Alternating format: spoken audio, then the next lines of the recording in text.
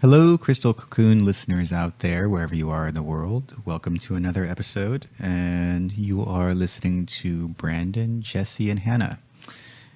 Hi. And, Hello. and today's show, we're going to be talking about miracles and energetic interventions in the physical world and how these different things manifest. And but before we get to that, we have a question from Ernest. And Ernest asked, "Are all empaths angels, and why did we come to Earth?" Yeah, Ernest is he's a young awakening guy in Nigeria, and he kind of, when he started to awaken, he really. The first thing he discovered was his own angelic nature, and he's very curious about that. So one of the things that I talked to him about, and I'm so glad that we're all going to talk about this because we do kind of each have our own perspective on it. I told him that, being empathic is an inherent quality of the human vessel. And it's how much we access that, how we use that, how we train it, how much we awaken it. I don't think that everyone who's on the planet is an angel incarnated. I think that they all have their own expressions, and we have many expressions. I don't view myself as only an angel, for instance. So I was telling him that I think we know when we're around other angels because we feel that strength of connection, that familiarity, that understanding. But that it's not that everyone that you meet is going to be an angel, especially. But I'm not sure. What do you guys think about that? Well, I agree with you. I believe that being an empath is a human trait. Empathy is available to any human who walks this planet.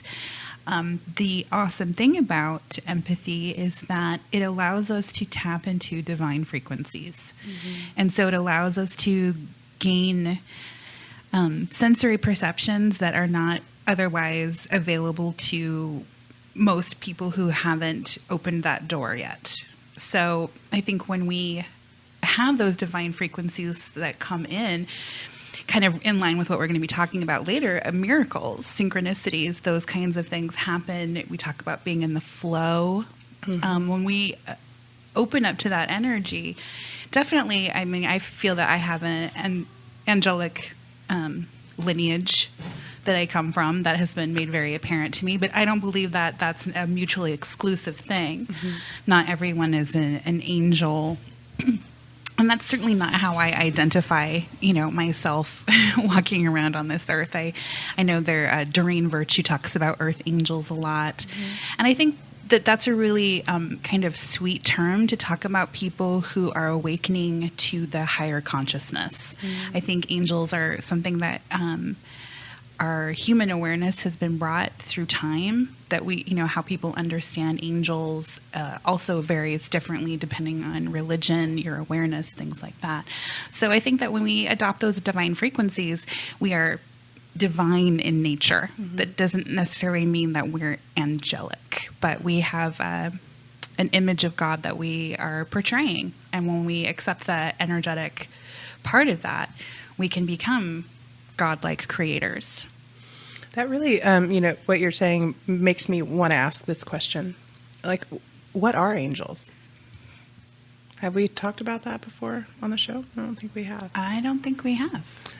When we say I'm an angel or I'm an earth angel or I'm talking with angels, I'm talking with, archangels, we've had, channeling experiences. We hear them, hearing the angels things. What are they? My viewpoint on angels is that they are other dimensional beings that exist in a service type existence in order to help others in whatever the way they can. And it exists on many different levels that they help. Sometimes it's very individual, but more so it's very humanity-wide.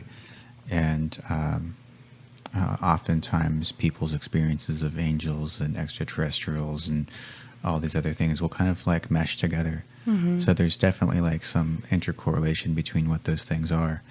And also noting that angels being extra dimensional beings, being less physical than we are, they have the ability to appear as they will.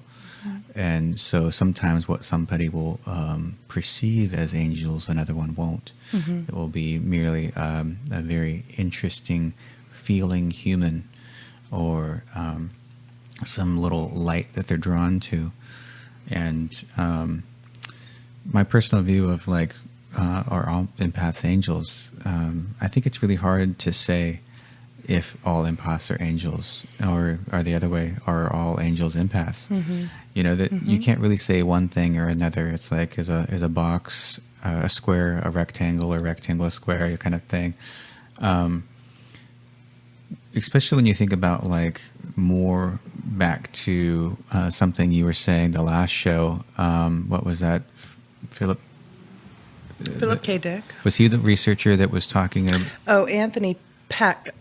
Anthony Peck was the researcher who wrote about Philip K. Dick. Okay, Anthony Peck. Yeah, he was talking about what he's found in his research about the nature of reality and the law of one, and how every other experience outside of ourself is really another version of ourself and another expression. Right. And so if we really think about that, and I've heard this from many different places and many channelings and many different people who has evolved in their consciousness, talking about their experience of their own guides and angels as really different aspects and versions of themselves. So when you're thinking about it from that level, they really could be just another aspect of ourselves that we project in order to propel our experience and our own evolution as a soul. And I know certainly in my experience, I have seen these holographic wings pop out of my body. My mom's seen them. I've seen them in my mom. I've seen them in other people. I've seen them in you. And so there's definitely some sort of physicality that I can see holographically with my third eye and physical eyes that is there. But what does that mean? So does all people have this? And I don't think it's one of those things that you can say yes, right? But I don't think it's one of those things you can say no. I think it's like many facets of the individual expressions that we are. It's like where does the consciousness draw itself to in the expression? And if we have all of the universe contained within each and every one of our cells, then we are all that is within us, and we have the potential to unlock the secrets to all that is within us, which means that we have the facets of every aspect of reality contained within each aspect of each one of our own individual beings, whether we choose to express that at the moment or not. It's just a matter of where we draw our attention to in our own reality, and where we allow ourselves to express and expand within our own reality. One of the things that's come to mind while you were talking is that I think when you start our last show, we were talking about out-of-body experiences. And when you leave the physical body, when you leave the sensory, existence of our physical expression, and you go up into these, you start doing that astral body, out of body traveling and experiencing, you feel the difference in energies. Hannah, you mentioned last time something about how you needed dragon energy in order to, really experience a certain place you were trying to achieve. So there are different kinds of energies out there. There's different feelings. We talk a lot about working in guides with our guides, and we have many different guides. This is an off-mic discussion of all of our different guides. We have ascended masters who are our guides, and they feel very different than an angel feels as a guide. Sometimes people talk about, looks like somebody's here. Sometimes people talk about, all sorts of different energetic feelings and senses. I myself, I can feel the difference between this source, and the source that's beyond. I call that Gog. And the source that's beyond that, I call that Magog. I know that's also in the Bible as well, which I didn't, oddly enough, know until somebody else told me that. I was like talking to this woman who's very, very religiously raised, and I was saying, yeah, it's like I'm not really going to source or God anymore. I'm really going to Gog. And then Magog came, and she was like, okay, you haven't read the Bible, have you, Jesse? And I said, no. And she goes, well, in the book of Revelations, it talks about how Gog and Magog come. And I was like, oh, I just thought it was an acronym, God of God. You know, so that's what I thought it was. And those feel very different to me than a human soul feels, a human soul while it's traveling. So I do think there's something to these energies that come in, and Brandon, you were talking about angels being beings who've committed themselves to service. Mm-hmm. I couldn't agree with you more. The one thing that I noticed as I started to accept my own nature, this angelic piece of my nature, I was extremely resistant because of my own belief system around Christianity. I had a lot of problems with it, and I viewed them as being a Christian thing.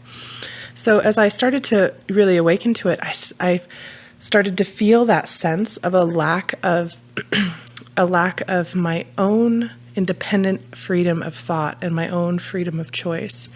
And one of the things that when you start researching about angels that you find is they don't have free will.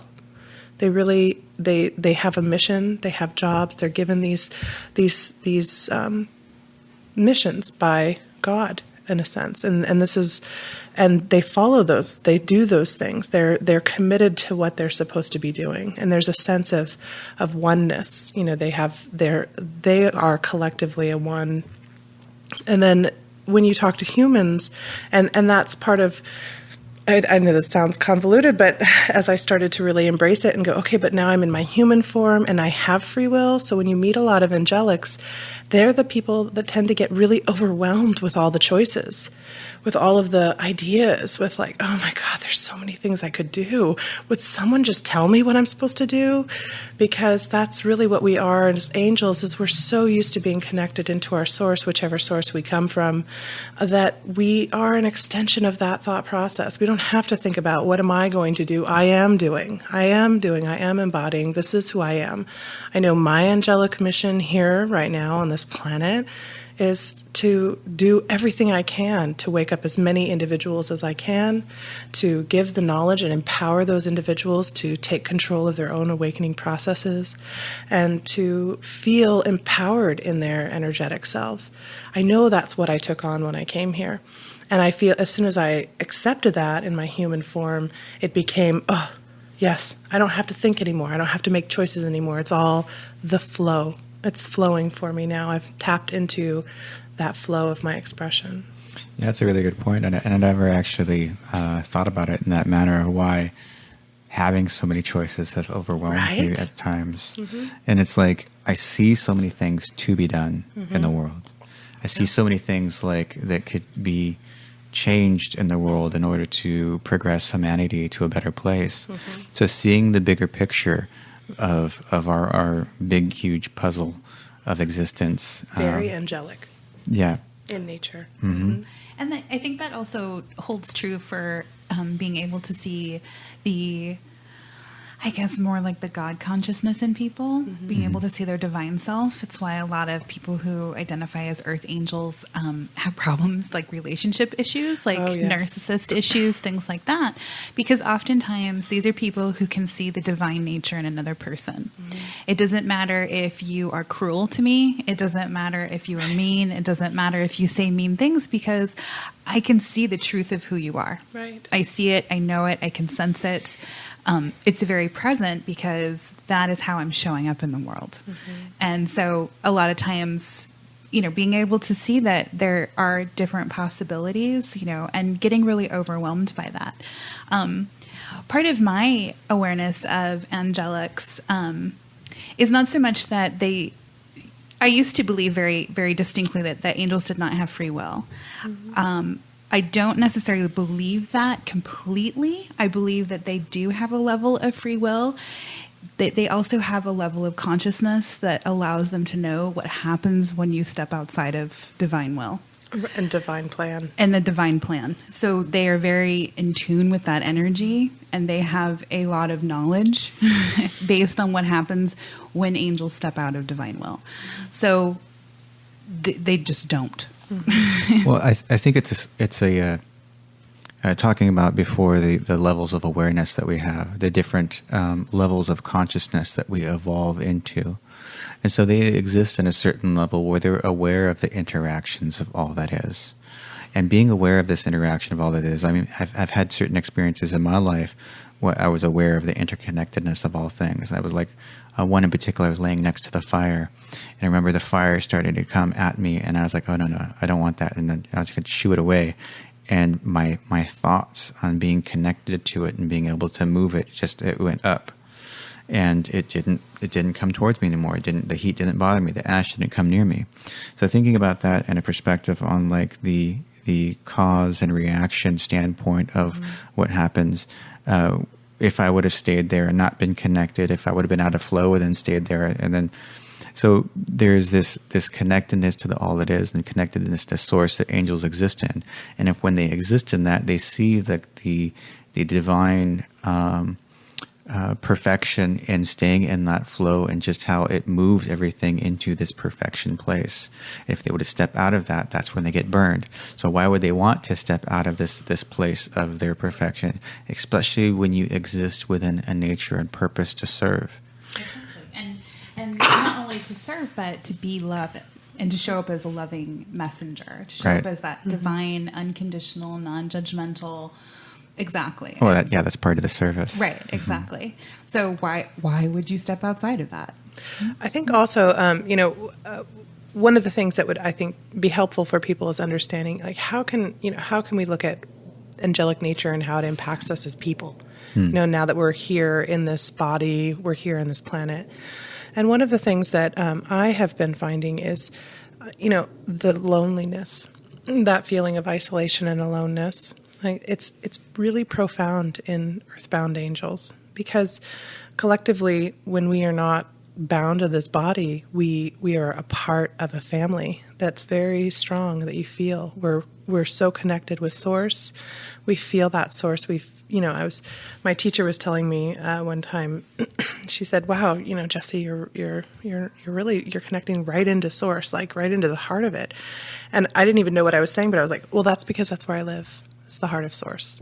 It was like, I didn't know where that came from, and one of the things that I've noticed when I'm working with people, especially people who suffer from really heavy addiction, really heavy, addiction to the point of destroying their lives, they tend to be those broken angels that just feel so alone and so isolated and so lost and so confused. And what am I doing here? And by giving them that piece of, well, this is who you really are, and connecting them back into Source, it just wakes up things in them that have been dead since they were born, because they were so disconnected from Source. And I think that's part of why angels come here. Why we come here, so we understand what humans are experiencing when they're going through this process of growth and expansion, and what we call the enlightenment, process of reincarnation and rebirthing, and trying to get ourselves to a point of what we would then call an ascended master, which would be, a human that has learned to the point of ascension. They no longer need to express physically to continue their growth and development. And when you're energetically talking with your guides, there is a difference between the energy of an ascended master and an angel. Absolutely. And there is a difference between the energy of an angel and an alien or an ET. Mm-hmm. And all of those ETs, they feel different depending on whether they're interdimensional beings, whether they're from this dimension and they're just coming to visit. Well, and certain angels feel different than others. Yes. Archangel Michael feels different than Archangel Raphael. Mm-hmm. And yeah, and the different, Chamuel, man, that dude, right? The hierarchy, awesome. As far as the different kinds of angels there are, the cherubim, the seraphim, the thrones, Ishim, the Elohim, I could go on, but right. So the different angels also have different sort of offices. There is a hierarchy. the office of Archangel Michael, the office of Archangel Raphael, and the different hierarchies have different purposes. The angelic realm that I work in, the Elohim, specifically targets the principalities or the nations of the world. That's who they guard over. That's their specific job, is to work with the governments, the nations, all of these people who in our physical world feel like they have a level of power. They have messengers and they have guardians on the energetic side. So, when I hear messages, it's very global. It's very globally oriented, and looking at all of us, all humanity, regardless of where you are on this planet, as a whole. Right. One of the things you mentioned, the different offices of angels and the different divisions, that was, for me, I was really fascinated by that. I really wanted to understand that a lot better when I first started waking up, and I wanted to understand it not from a Christian perspective. And some of the things that I found fascinating were that, our modern government, our military is an echoing of the angelic structure. If you want to understand how angels work, look at our military. Yeah, the hierarchy is very much there. Yeah, exactly. And we've really replicated it here on the planet. And a part of when I'm working with Earth angels, understanding which division they're from in the angelic nature can really help with what their problems are. For instance, I have a couple of clients who and a friend who are what we would call thrones. And the throne angels, what their job is Source makes a decree, or there's a decision that's made and a law that's created, and the thrones are all, this is what you have to do. This is how that goes. No, this is the law. This is the law. They're the ones that not enforce, but really make sure everyone knows what that law is. And you can tell who those people are because they are so justice-oriented. That's not right. That's not the way it's supposed to be. That's not how it's supposed to go. Nope. And learning to accept that, that's a part of your nature. That's a part of your nature that you inherently know the truth of how to behave, of how to interact, of what to do for each other. And so that's really what's happening is it's that abutting of your angelic nature with your physical human reality. And learning to understand that. And why would we be doing that? So we know what humans are dealing with when they're trying to navigate through the world. So we can understand that. So we can see how to better support each other and how to better support them. It's part of our job. Well, and I think that really piggybacks on the latter part of that question, which is why are we here? Right. So why are we here? Do we have a purpose? And I think that for a lot of us, we've always believed that there is something more to life, that there is something distinctly different about who we are and why we're here. And that feeling of not belonging really, I think, attests to that, because a lot of people, define who they are by the job that they do, the work that they do, not who they are, but what they do. And so, am I a baker?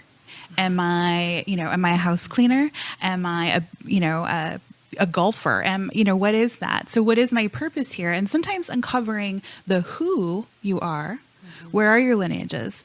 Who are your spirit guides? Who are you listening to? Can help you uncover what is your purpose here. I think for all of us sitting here, we're in service.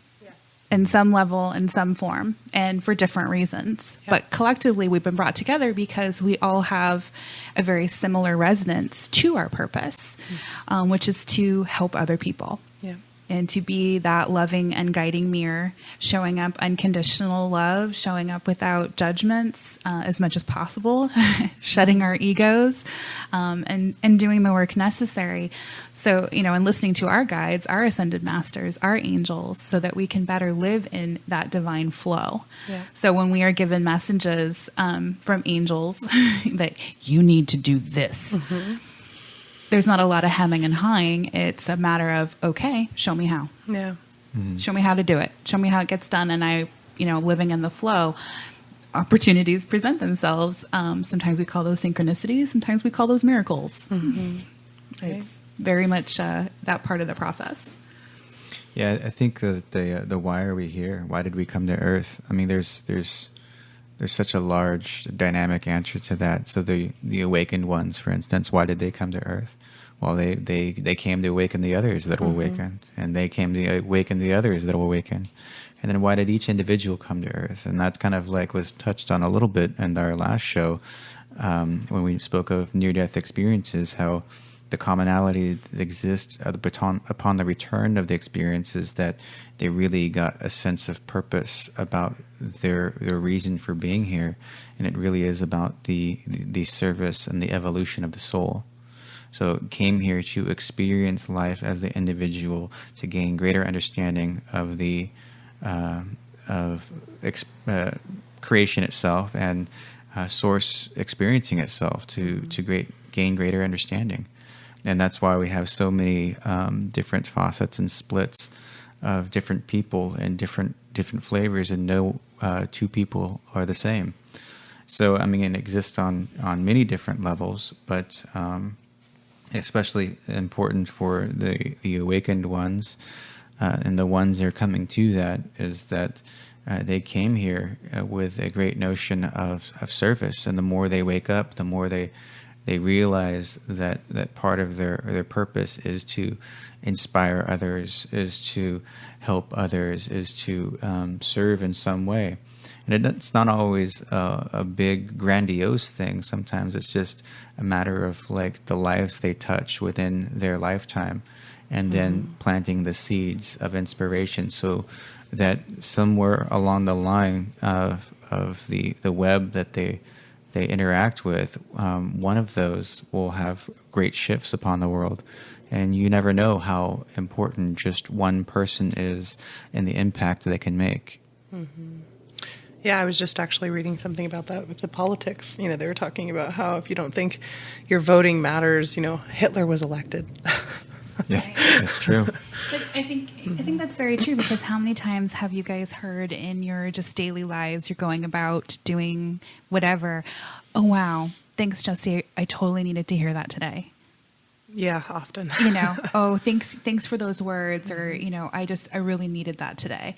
And it's not that you showed up with something an intention to right. change their life. Yeah, I'm here to heal you. Right. Yeah, you know, that's never my intention, is to go around healing people. I don't even say that. Yeah, I don't. Right. It's so foreign a concept. Right. But it's to be a loving friend. Yeah. And whatever that and to that show means. up authentically. Right. And as and much as I can. Sometimes that's holding space. Sometimes that's a matter of just go ahead. You need to vent, have at it. I'm not going to judge anything you say. Oh, you know what? I just really needed to get that off my chest. Or I've had people say, oh, you always know the right things to say. It's because I'm not the one saying them. Right. Well, the more too that you wake up to who you truly are, and the more that you embrace and embody all that you are, the more you have an impact on others, whether you realize it or not. And then the more in the flow you are, the more you have an impact on others, whether you realize it or not. And I know I can think back to a couple of different instances where people go like, yeah, you said this one thing to me many years ago and it changed my life forever. I'm like, really? What did I say? Yeah, I just had a friend recently that I hadn't seen in a long time, and she said, Jesse, remember that conversation we had? And I'm like, remind me. And she said, well, remember how we were talking and you said, it's all about shifting your view from things as being problems to things as being opportunities. And she said, that changed everything about the way I approached my life, and my life has changed completely since then. And I was just like blown away that she had taken that bit and run with it, which is what, and having her tell that to me, it just filled me up with this warmth and this feeling of purpose and feeling of, oh, yes, I am doing my work. I am doing my job. I am being of service. The confirmation, right? Right. The confirmation that sometimes we need. We do need. That. And not sometimes. Right. The confirmation that we need, that we, you know, that, because sometimes being in service is a very lonely place to be. And I don't say that as like, you know, oh, boo-hoo, you know, feeling sorry for myself. But oftentimes it comes with having to do things that your friends and your family and people around you do not understand. So, or accept even. Right. Very, very much so. So oftentimes it can be a very lonely place because you're out there doing a lot of things, which feels very solo. Mm-hmm. It's usually always the beginning, too, that's the hardest Yes. and the most loneliest. But when you really put your feet in the ground and just keep moving forward 1 foot at a time, then you'll notice the universe begins to align with you as well.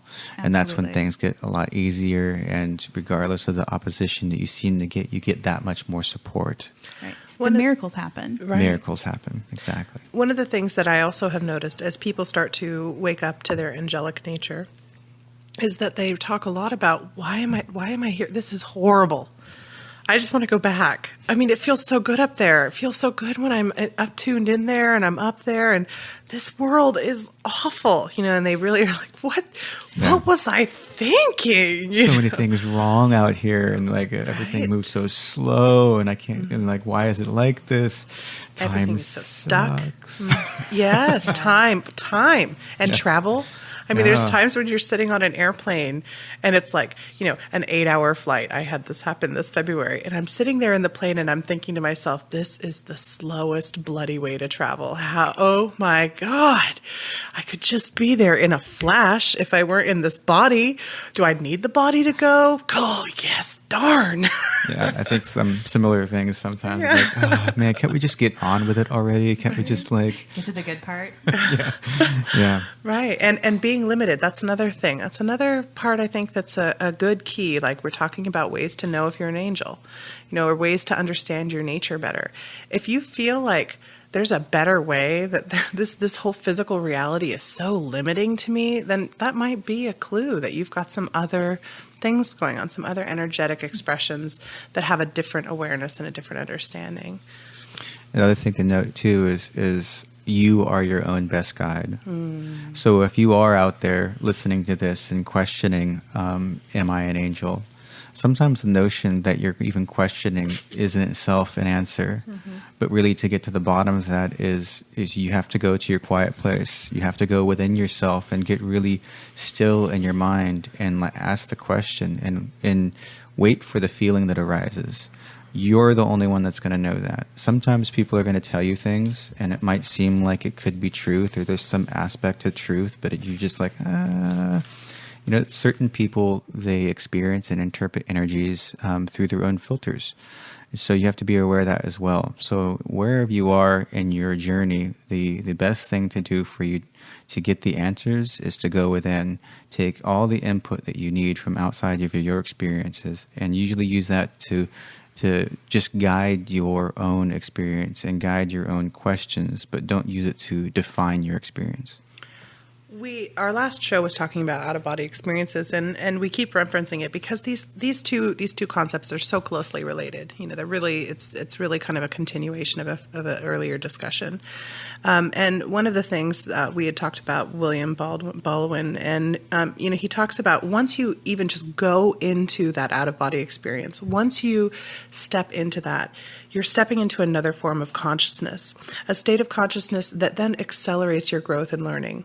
And it allows you to accept the truth, which is we are all energetic beings expressing in different ways, depending on which reality we want to be experienced on. So, when you're starting to have those questions, Brandon, you mentioned about going inside, that's what meditation's about. Mm-hmm. It's really about, it's not about sitting there and creating a stillness in your brain, that concept of just sitting quietly and doing nothing. Although that has its purpose too. Yes, it does. But that's not the only way to meditate. That's not what it's all about. Yep. There is a level of focus and clarity that comes into stilling your mind and getting to the void. Yes. But that's one kind of meditation with one kind of purpose. Yeah. And so for those of you who have tried that form of meditation and it's not working and you're not getting anywhere with it, start looking for other meditative forms that are more, maybe perhaps more guided, or more driven by other things. I really love the Tibetan bowl meditations. Those vibrational frequencies really hit parts of my body that open up centers inside. There's some great chakra expanding meditations that they've done that really allowed me to get into those spaces more. And so it's not about trying to create what you believe meditative experience is supposed to be, but about experiencing what it is. I think that has a lot to do with it too. Absolutely. Yeah, I began my meditative journey listening to guided meditations because I was like, I don't know where to begin, so I'm just going to listen to this other person guide me into this space.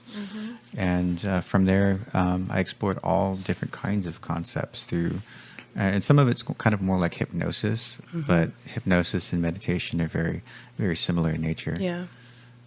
Yeah. A lot of healers start as hypnotherapists. And then they realize, oh, I'm just creating that form of consciousness, that state of consciousness in which the beliefs are no longer holding firm, and we can now start changing and shifting the things that are creating these expressions, the problems that this person is having in their lives. And all of that really oh, sorry, Hannah, go ahead. I was just about to open my mouth. I was just about to say that for me, I definitely had a hard time meditating in the beginning. I had a really hard time shutting off not only my head, but my emotions. Back in the early days when I tried to do like go to the void and just create a level of stillness, I would always cry. I'd always cry because I had a lot of stored and trapped emotions that when I created a level of stillness, they wanted to come out. And I was like, oh, this is not good. I'm trying to meditate and all I do is cry. Okay, stop meditating. It feels bad. Yeah, it feels bad. I don't want to cry. And so doing some guided meditation in the beginning was really helpful for me so that I could get to a place where I could relax and I could open up and I could allow. And so guided meditations gave me a focus because I had a really hard time focusing my energy without some kind of intention. Just going to stillness was very, very difficult for me in the beginning. And I didn't always realize I had an angelic connection. I always thought angels were kind of cool, but I had grown up in a really religious home. And so what I understood of angels was very concrete. It was very black and white. And it was sort of very all or nothing. And so realizing, several years ago that I was hearing a very distinct voice of the Archangel Raphael, who in how I understood, based on religious backgrounds, he's not really in the Bible. So I was like, there's not very many angels listed in the Bible. They are, and they're not really listed by name. But he is in actually the book of Tobit, which is a book that was removed from the Bible, which ironically enough, or miraculously, however you want to label that, as I was doing more research on the Archangel Raphael, I had no idea who he was. I had no idea what this angel was or what he did or anything. And so as more was being revealed to me, I found a book, and what do you know? My name was in it. Like, I was like, oh, Tobit's father was named Hannaneel. How strange. Interesting. How very curious that my name's not anywhere. I'm like, really? Where do they find the Hannaneel section of the mugs? I don't see my name very often. It's not on a keychain. It's, I don't get the little license plate to put on my bike. But I did find it when I was doing research on the Archangel Raphael, which for me was a level of confirmation that I was on the right track. This was something that I needed to find. I call it the joy of self-discovery because it's one thing if a psychic or a healer would have come to me and said, oh, you're angelic and this is Archangel Raphael and given me all of this information. It wouldn't have had the same impact on my life had I not done my own treasure hunt.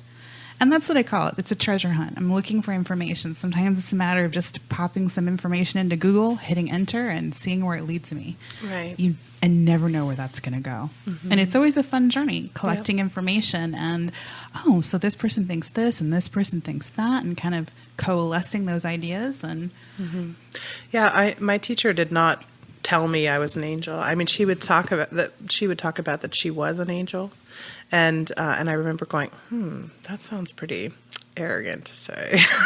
Totally. I really was like, it really rubbed me wrong in the beginning. How dare you say that? Who do you think you are? Right. Yeah, when I got told that, I didn't know what to think. I'm like, okay. Right. Yeah. All right. And she would never tell us. Don't know what that means, but all right. Right. I'm not sure what to do with that. Exactly. And I think that's the difference between having information brought to you and then discovering it yourself. Because I think a lot of times we're told things and we kind of have to put them on a shelf. And then we later come back to go, oh, so that's what that meant. Yeah. Now I get it. I had to really learn that for myself. And I mean, I was so resistant. And I remember there was this one day where I was like, okay, all right, fine. Okay. I'll listen. Just fine. Tell me if I'm an angel, then show me something. Tell me what's my name, you know, and I hear in my head the Seraphine, and I'm like, what the heck is that? The mother of the seraphs. I'm like, what is that? Because I'm not Christian. I don't know what that means. So then I start looking up and I see the seraph angels and what they're like and what they're about. And I'm just like, oh wait, that all feels like me. And it was a very different experience getting that internally. If someone had come up to me and said that to me, that would have been very hard to receive. It was hard to receive energetically. Right? That's kind of like when I first started exploring the ET side of things within myself and really opening up fully. I started reading Dolores Cannon's book, and it really resonated like really strongly within me. And I started asking, like, what is this? Is this true? Is this like, what does this have to do with me? And then everywhere I kept getting like these little messages that said, you are an alien. And my mom, not my mom, but my grandma was visiting me at the time because I had surgery on my leg and it was hard for me to walk. So she was helping me out for a couple of weeks. And some of the things that she said, she's like, you are such an alien. She's like, where are you from? You are an alien. I was like, that's so weird, Grandma. Because I had just been asking that same question. So these are the kind of things that when you ask the questions and you really pay attention, the universe is going to answer in all kinds of ways. Yeah. Whether it be repeating number sequences, whether it be the relative or somebody that says the off-the-wall statement about you. Or the stranger who comes up and says what you were just thinking. Right. But the more open you are, the more your answers will come to you in different ways. Which kind of leads us into what we wanted to talk about today, which we're already like almost towards the end of the show. But we wanted to talk about miracles and miraculous interventions and strategic interferences of things. Like, for instance, when you lose something and you're looking for it and you're looking for it and you finally find it, and then you go and you realize, oh, there's an accident I would have just been in had I left at the time that I wanted to leave originally. Thanks for taking that from me. Right. So we're talking about guardian angels, which a lot of people believe regardless of religious upbringing. I found that a lot of people have this awareness of having a guardian angel.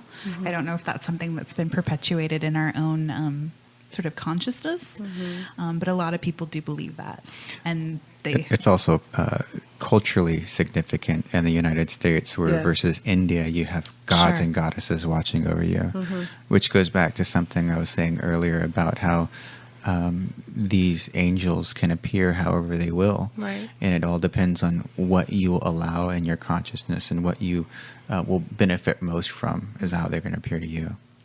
Yeah, and it's kind of like when you look when you start looking at ancient mythology, you see that there's the same energy is behind the gods of the Greeks, the gods of the Romans, the Norse gods, all these major mythology groups. That they have specific gods for specific roles, and it feels the same. When you start looking across those spectrums. So yeah, it's very, very culturally relevant. Yeah.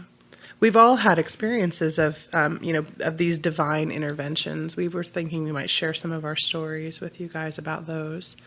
And maybe you can tell us some of your stories of your own miraculous interventions eventually. We'd love to hear those. We already know most of ours. I like believing in everyday miracles. Part of my awareness of angels and spirit guides and ascended masters has been that they're with you all the time, and you don't just have to ask for help on like big things like, oh hey, I need a new house, or specifically like, oh so and so's really sick and I can we send them healing energy, but I need to get to work on time, can you get me all green lights? I need to find a parking space at the mall around Christmas, can you find me a parking spot? People are shocked at where I find parking spots. Me too. I always have really great parking. And sometimes I get, I'm running late. I need to get there 5 minutes faster. Can you shift time for me so I can get there? And then, just asking and allowing and not holding a level of expectation on what that looks like. Everyday miracles occur occur all the time. Actually, one time I was coming here to record, and I was asking my guides, like I need confirmation that this is, I'm following the path and I'm doing what I'm supposed to be doing. So on a normally 25, 30-minute drive across the bridge, it's usually a lot of traffic coming into Portland, I had all green lights. Like every light I stopped, it was green. The freeway was clear. It was like bam, bam. I was like, well, if that's not confirmation that I'm on the path, like my path was clear. I think I'm getting a green light. Yeah. So sometimes it's just a matter of that kind of thing. You ask and then you don't have an expectation for what it looks like on the other end. But I believe in everyday miracles. If I need help, I've even asked for help, like I'm trying to get something done and I can't get my tool or whatever it is I'm working right, or the tape's not, whatever, if it's a project, and I'm like, angels, would you just please help me? And then the next time I go to try it, it works beautifully. I'm like, oh, okay. See, I get frustrated at myself because I can't do it. I can't. Oh, it's because I need to ask for help.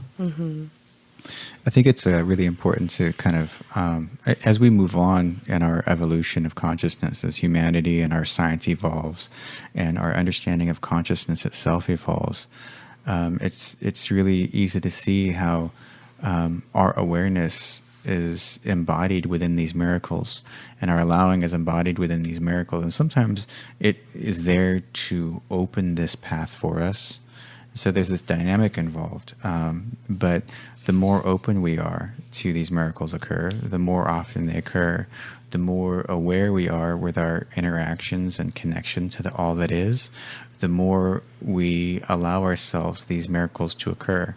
So there's really an important correlation between evolving your own consciousness and these seemingly impossible miracles. And I know that I've had several instances in my life where seeming miracles occurred, and things that were impossible. I've had relatives, my aunt in particular, she was driving in her RV, and in the back was all the kids, all our foster kids, and there was a car that was coming down, and it was running a stoplight, and it was straight at her. And then she started, I think she started praying or something like that, because she saw that it was going to hit. She couldn't stop, and then it seemed to just disappear, and it reappeared on the other side of her RV. And it had no interaction with her whatsoever, but it clearly should have gone through her car. But it was her openness to it. And she accredited it to being angels. But when you are aware and awakened, you yourself can also do some of these things. I was just reading about, Greg Braden wrote about one of these Tibetan yogis who had really set out on his path to master his body. And he did this his whole life. And so he would go into these caves and meditate for long periods of time. And it was Malarepe. And one of the things that he's known for is that he went into this cave and he came out, and he got into such a state of mind that he was able to actually imprint a handprint into the hard rock like it was soft clay. And it can still be seen today, this imprint of his hand. It seems like it would be this impossible feat because it was solid rock. Everyone he came after was solid rock. Still don't know exactly how he did it, but it was some variation of his consciousness that allowed this miracle to occur. Well, and even with that, even in your belief system forming and shaping your reality, there's the practicers of martial arts in China. There's a competition I was just watching recently where these masters are breaking things with their body that should be impossible for them to break. And were they to doubt or not believe what they were doing, that they could really hurt themselves in the process. But it's so much about what their belief is and understanding that nature. It's fascinating. Yeah. That's why people do fire walks. Firewalks, yeah. Yeah, do a fire walk where you mind over matter. Yeah. Or what about those hypnosis cases? Absolutely. Right? They can hypnotize a person who was susceptible to not even seeing a person in front of them. And then what they'll do is they'll set a piece of paper or something against the back of the person. Can you read this? and they'll take it out of their pocket, and so there's no way they could have saw it otherwise, and the person will be able to read line for line what this thing is on this person's back. Yeah, we were talking about like miraculous interventions, and I know for myself, from the time that I was really young, I knew two things about myself. One, I was going to live a really long time, and two, I was going to do big things.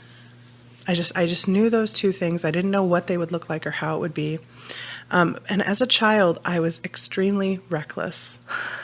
I was always doing stupid things. I was always, like for instance, there was one time I was at a mineral dam in New Mexico, in Jemez, New Mexico. On the Jemez River, there's this big dam. And if any of you have lived on a farm, you know what a salt lick is like. Yep. Yeah. And so it was like a big giant salt lick, basically.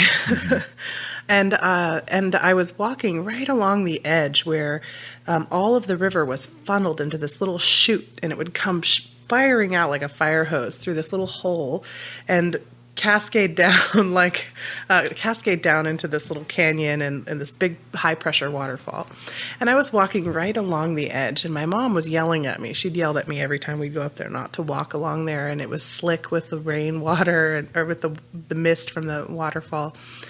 And this one time I was walking along, and I could feel myself losing my balance, and I was like, I'm not going to die right now. And I felt something grab my hand and yank me off to the side. And the next thing I know, I'm standing a few feet back from the side, and where I knew, I was about to tumble down into this abyss. But I knew I wasn't going to die, and I allowed that intervention to come in and take me and move me over. And that happened, those kind of things happened all throughout my life. My mom was always saying, I don't know how you're going to survive childhood, Jesse. I don't know how you're going to survive it. I'm like, I'm not going to die in childhood. I know I'm not going to. But that's part of, releasing your belief system and letting it flow, stepping into the flow and letting those energies flow around you.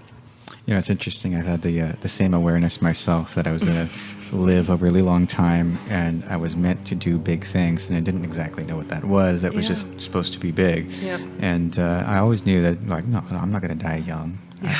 I don't know how I know that, but I just know that. Yeah. And so, I would sometimes do reckless things, and even more recently in my life, like, not wearing my body armor in Iraq, I'm like, I'll be fine. Oh God. I'm so glad I'm not your mother. Yeah. But your story of the person there, like grabbing you and pulling you up, kind of reminds me of when I was running late for work. So like that, during that time, I kept hearing this woman's voice, and it was like one of the most beautiful angelic voices I've ever heard. She would always call my name, Brandon. Brandon. And then this one time I was late for work, and she kept calling my name, and I was just like, oh, I'm sleeping, not even realizing that I'm talking to somebody that's not even there. Like, wait a minute, what just happened? But she kept saying my name, and then like I rolled over. I kind of looked at the clock, and I misread it, and I rolled over. And then I got this huge stab, like a finger stab to my ribs. Like, I jumped up, like, oh, I'm up. And I looked, I'm like, oh shit, I'm late for work. Yeah. And so I got ready real quick, and I was like, oh, thank you. Ran out the door. Yeah, and I wasn't late for work. I had to book it, but I wasn't late for work. Well, and I think it's important also, it's not always our miraculous interventions angels. I remember I was living in this one apartment where we had a gas stove, and we went to sleep, and I was woken up in the middle of the night by this really craggy-faced old man, like right over me, shaking me, like really panic-stricken, and I like woke up, gasping, and sat up in bed, and as soon as I sat up, all I could smell was gas. And somehow the gas had been, the switch for the fire there for the stove had been turned on but not ignited, and the whole apartment was full of gas. And I woke up my partner, and we opened all the windows and turned it off and left the room. But had that spirit or that energy not woken me up, we would have probably, two things could have happened. My partner, who smoked cigarettes in the middle of the night, probably could have blown us up, or we would have just never woken up. So we do, when you have that sense of a purpose, there's other things that also sense your purpose and keep you here. Absolutely. And that's one of those things that kind of like, give you that sense of like having a mission and some sense of like purpose before you ever came, that there's a reason for you being here. Yeah. And the more you go through and have these, that's why I think even those are purposeful. Even those are purposeful. They Even are. these like mishaps are purposeful, because they really give you a sense about like you're supposed to be here. Yep. If you weren't supposed to be here, you would have left. Right. And You'd but be doing something else. yet all these things that keep happening that save you, or these things that keep happening that like keep pushing you down your path. And then there's at some point you just look back and then you realize that like just how true your purpose is, how real your mission is, how much you were supposed to be here. Right, that you are important, that Right. each individual person who's here and made a soul contract to be here has a level of purpose and importance. And it's probably not to work a 9-to-5 job Monday through Friday. It probably is a little bit bigger and deeper than that. I haven't had I wasn't very reckless as a child.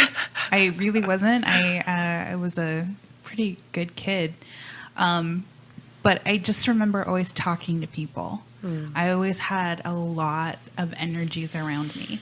My family tells stories of, watching me in the backyard, and I'd just be having all these conversations. And I was like, maybe I was a toddler. And at that point, they all joke because I'd be outside walking around, and I wouldn't walk in front of anyone else. If there was a pair of human eyes that I knew could watch me, I wouldn't walk. But when I was by myself, I was, talking with the energies and the people around me that I could very, very much sense as a child. Like they were always there. Yeah, it was a great time. I'd get up and walk, and we'd do all kinds of stuff together. But as soon as Because you weren't supposed to be walking yet, so you didn't. I didn't, right. And so as soon as, my mom would come around the corner, I'd sit down and be like, oh, I can't walk. You have to pick me up. I can't walk. And she'd be like, I just saw you walking. I don't know what you're talking about. Yeah, I was when I was a child, when I was really, really young, a toddler. My mom would say, she would come into a room, and here's this little baby with diapers and tiny wispy hair, and I was speaking in full sentences, in complete sentences, and talking about all these concepts. And I talked to myself all the time. I heard people talking back to me. I was, and I was questioning all the nature of the universe and trying to understand the reality at a very, very young age, and then I started realizing how different I was as a result of that. People would really question me. I was told in school that I was wrong, or that I was weird, or all these things. So I started trying to fit in, and I would turn off that part of myself. And I think that's something that a lot of us go through in childhood, is the turning off of our senses just to try to fit in, just to get along. Absolutely. I just want to be normal. Yeah. And trying so hard to be whatever normal is, and not ever quite making it. Doing a lot of drugs. I don't know what you're talking about. Dumbing yourself down by doing a lot of drugs. Yeah. in order to Exactly. fit in with the other Or crowd. trying to turn off the voices, trying to turn off stop the hearing voices, the yeah. guides, That's trying to another one. stop The getting the distortion. intuition, the ideas, the visions that we have. We talked about this before in a mental illness show. Right. I had a lot of anxiety and a lot, like I said, I had a lot of emotions because I grew up in a family that emotions were considered weakness, Right. not a part of humanity. Your emotions are part of your human experience. You're supposed to feel them. Yeah. It's really important that you do. Yeah. I didn't have that awareness for most of my life. So I spent most of my life quite literally stuffing my emotions. That's why I had significant weight issues. That's why I had addiction problems. That's Yeah. why I had a lot of mental illness and anxiety and things like that, because literally I had stuff trapped. I Car love the alarms. going off right now. Warning. Exactly. Don't do those things. That's my guide saying that's a bad idea. Feel Yeah. your emotions, honor them, go with the flow, all of that good stuff. I thought that was like a time. Time's up. Time's up. Beep, beep, warning. Well, and one of the things that, I think that you said something else that I think is also kind of links back to how we started the show, which is, what is an angel? Like what are they? And, oftentimes we're born into families where we feel like we're foreign in the family. We're like, wait, how did I get here? I must be adopted. Like, I don't belong in this family. But that's the beginning of our mission work, of our service work, is to fix and correct the line, to clean the lineage, to get the family functioning better. And we tend to serve those roles. We either leave the family and understand the nature of that kind of broken relationships, or we fix the family. And it's not always about fixing that family directly, because exactly. You can't fix somebody that doesn't want to be fixed. Right. No.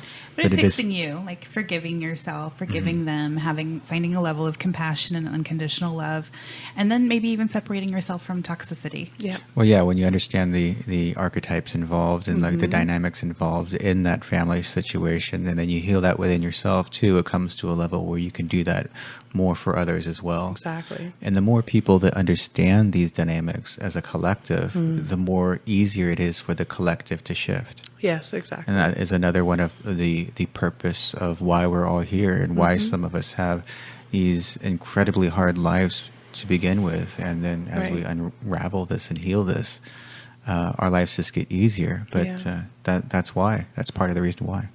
Yeah, definitely. I mean, and you mentioned the incredibly hard lives. I almost now as an awakened individual, I can tell that you're something other than just a human soul, because you have dealt with an unbelievable amount of trauma. It's just one thing after another thing after another thing, layer upon layer of abuse. And I was working with this one woman, and she said, why have I had to deal with all of this if I'm, this so special thing from God? Like, she was really upset about it. And I said, well, yes, but how many people have you been able to help and guide as a result of your training? What if you stop thinking about it as my childhood was horrific and I had to survive it, to thinking I had a really awesome training ground, and now I understand all these aspects of the suffering of humanity, and now I can help people come out of it. And it freed her to be able to look at that childhood differently. So, we get set up the way we need to be set up. We get kept here for as long as we're supposed to be kept here. We get blocked when we shouldn't. And we get green lights when it's time to go. That's and very that's true. the flow. That's what being in the flow is. Well, and you get sometimes, like, I don't have a lot of like intervention experiences, but I have a lot of experiences where I've actually gotten to see angels. I've gotten to feel angels, hear them sing. Actually, that We've was all heard them sing. Yeah, That's right. That was a really cool experience we all shared. I was talking about hearing the angels sing, and that if you haven't heard them sing, it's this really just amazing energy. You get to hear it, but you also get to feel it. It's a multi-sensory experience. It's not like hearing regular music in our everyday life. Our music here is evocative, but this is evocative on a completely different kind of level. It shifts your energy. Oftentimes it opens you up. It makes you feel blissed out and really peaceful and loving, and it's just amazing. So I was talking about all of this, and I think Jesse, you had said that you might have heard the angels before, and Brandon said he hadn't. I hadn't. No, I think Brandon and I both hadn't actually physically heard them, and you were telling us that you had, and Brandon and I were like, let's figure this out. I know. We want to hear that. We were like, I would really love to hear that. And so I just casually, I asked my guides, I was like, well, can we make it so that they can hear you sing? And like instantaneously, there were 4 archangels present. I was We like, all what? dropped into a deep meditation. I know. All 3 of us heard it. Yeah, we and- All 3 of heard us it. felt that song move through our body and weave through our energies. Making my jowls tingle. Yeah, it was a really amazing experience to be able to just, all I did was ask. We were talking about it, just having a post-dinner conversation, nothing, spectacular. And can we make it so that they can hear? Oh, okay, sure. And all we did is open. Yeah. Right.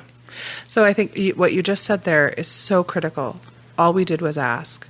Yeah. And that's the thing. If you want to start getting more involved with your angels and with the energies that are around you, start asking. You know, I was talking to Hannah, and she had said, "Oh yeah, you can have some of that water. I have the angels blessing it, and as the water comes in the house, I'm like, wait, what? You could do that? Oh, that's so smart." Right. And so I did it at home, and I love my water at home. Right. And now I'm like, oh wait, I can do this every time I open the tap, anywhere I'm at, and I have not had a bad tasting cup of water since. Love that. Thank Totally. you. And what did it take? Asking. Asking. And opening and believing. Yeah, it doesn't have to be angels either. It can be Right. Spirit it can guides. all aspects that are divine sent. And then when you do that, you just open the door for anything. It could be your star family. It could be angels. It could be your guides. It could be ascended masters. Fairies, dragons. I love fairies and dragons. Although those fairies, they really like messing with me. Yeah, the fae does get a little tricksy, but they are fun. If you need a good laugh, you need a good time. Like if life's been a little too serious lately, ask those fairies. They will come and tickle you. You know, I have to say, like the fairies and dragons thing, if I hadn't experienced it myself, I would say that's really hokey. Right, exactly. I mean, I thought, I was like, oh yeah, whatever, those people.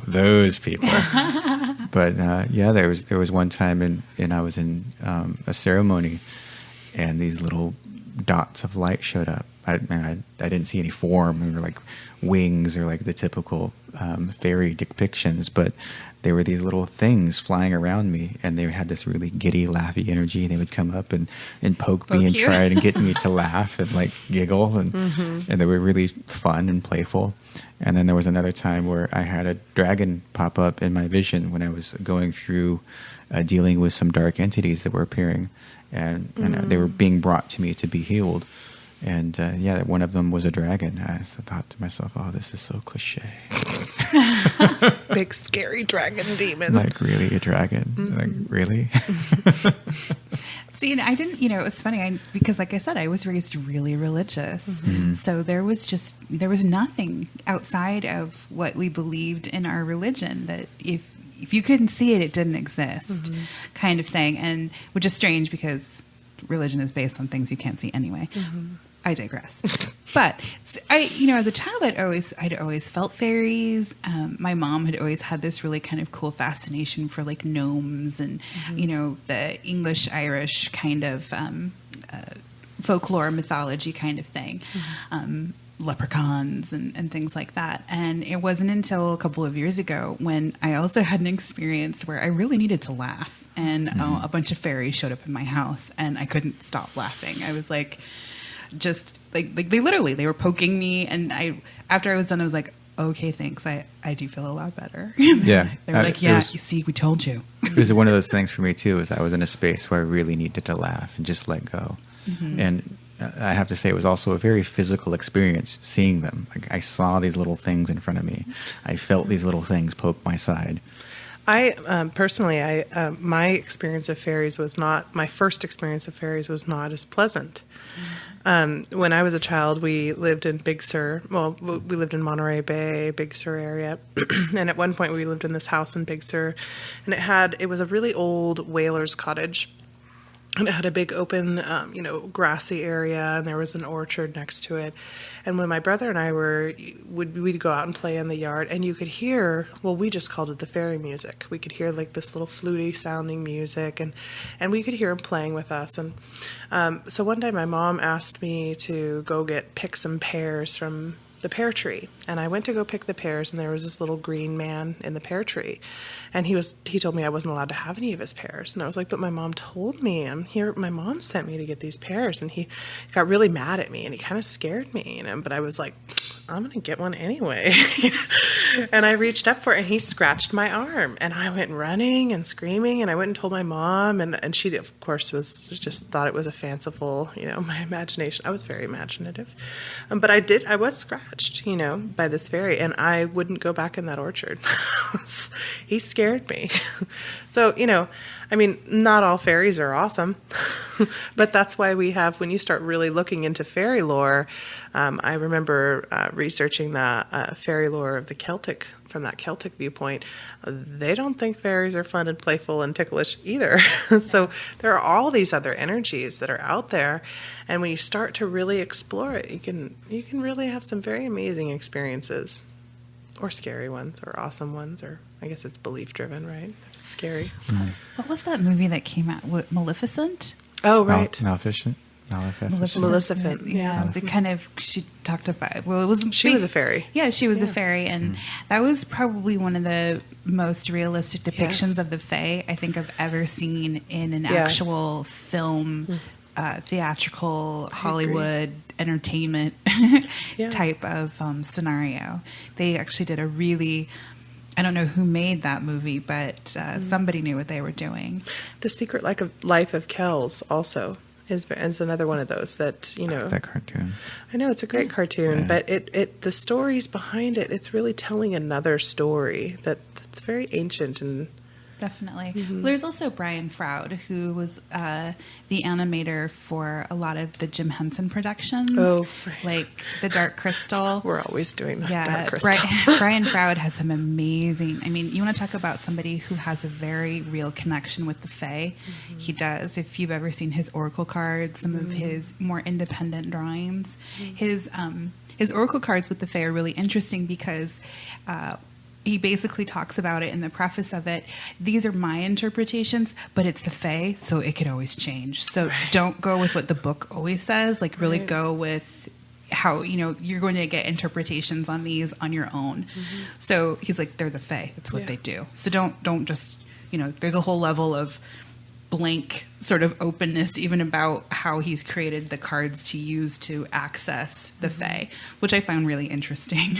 Now, when you're talking about Maleficent being comparative to more actuality of, is that just compared to your experience? I would say that was my experience. Okay. My experience that has, when I saw that. What aspects of it in particular kind of resonated with you as far as your experience of the Fae? I think just how they depicted the world of the Fae, how there's a level of guardianship and protectorship of the earth, and that they're very, very intrinsic to the earth energies. They're very aligned with the earth. Oh, right. So when you do things that purposely hurt animals, when you do things that purposely, intentionally, maliciously hurt the earth, they are all very affected. And they're emotional creatures too. They get very angry. And so they have a lot of hostility towards humans because... and I believe that's why they've slipped into the other dimensions so that they can't, you know, slip behind the veil so they can't be seen by average eyes because there has been a lot of hostility just about how humans move about on this earth and we act as if we are the only thing here. So I think in that regard, that's been a lot of my personal experience, that when you are respectful of the Fae, that they respect you back, but there is a level of trust that has to be there. That they won't just make themselves revealed to just anyone. There's a level of talking about childhood innocence. That's, you know, the unicorns. I always had unicorns when I was a kid. Always had unicorns. Always. They came back to me earlier this year and were like, "Hey, where have you been?" And I was like, "Oh, you guys are real?" I had no idea. And we should mention that this year has been a big process for you of returning back to your own innocence, of shedding off, I mean, for the three of us really, of shedding off the debris and the wounds and the trauma of growing up in this world. Yeah. And as definitely a sensitive individual. Well, and even in shamanism, they talk about unicorns. I mean, shamans believe that there are a lot of even just totemic animals, spirit animals that don't exist anymore, like the phoenix, like unicorns, like dragons, and that they have a power and an energy to them. And unicorns are really about coming back to childhood innocence. That's what they help do. And of course, their horn. Oh, we had that really cool experience about unicorn horns too. Oh, that's forgot about that. Yeah. Where their horns are very telepathic. They're very empathic in nature. And when we tapped back into the unicorn energy, I remember both Jesse and I had these horns come out of the middle of our foreheads, and I was like, wow. And it literally made our physical heads drop down because it was so heavy. Yes. And it felt like I had a horse head. It was really strange. My face got really long feeling. It was really weird. Yeah. But it definitely felt very very horse-like, very like a unicorn. Yeah. And it was very strange to embody that energy. But it's also, again, a matter of going back to innocence and awareness and shedding those beliefs of That's not real. Right. So, well, I hope you guys enjoyed our discussion of all that is miraculous and energetic. We certainly enjoyed talking about it, as we always enjoy talking about these subjects. We would love to hear your stories about fairies and angels and intervention and miracles. Feel free to email them to us, or if you would like, at TheCrystalCocoon@gmail.com. You can also leave questions or comments or interact with us on any level at iTunes, Facebook, Google+, and Tumblr at The Crystal Cocoon, or on Twitter with Crystal _Cocoon_. Other than that, thank you, Eric, our awesome sound guy. Yes, thank you. Does such good work, making us sound good, putting socks on our microphones. Exactly. We won't talk about that, though. Thank you, everybody. Good night. Bye.